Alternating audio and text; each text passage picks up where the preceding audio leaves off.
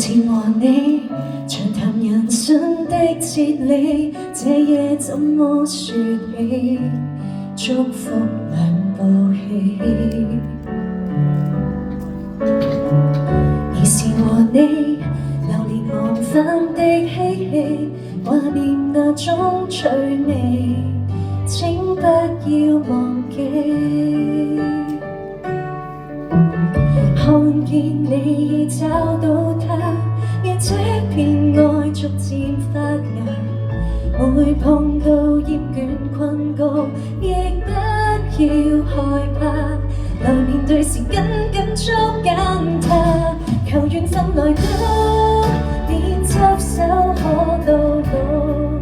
或艱辛的旅途，在辛勞，亦深知不會再有更好。留起兩分分上過你，如患難或有天生氣，亦鎖緊這個愛的印記。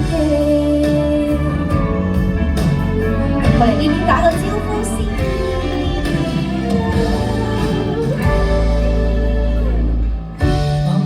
如何能跟他一對？這是上天注定，相擁在說死。成為情侶，像情如他的愛侶，你沒什麼畏懼，只管愛侶沉醉。求緣分來到，別執手可到老。或艱辛的旅途，在辛勞，亦深知不會再有更好。留起那份分上過你，如患難或有天生氣，亦鎖緊這個愛的印記。求緣分來到，永不息的愛慕，讓人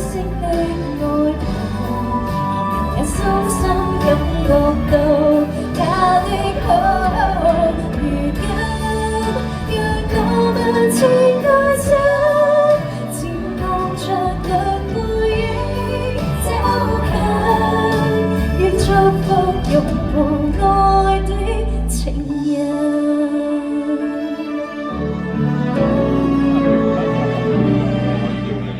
祝福擁抱愛的情人。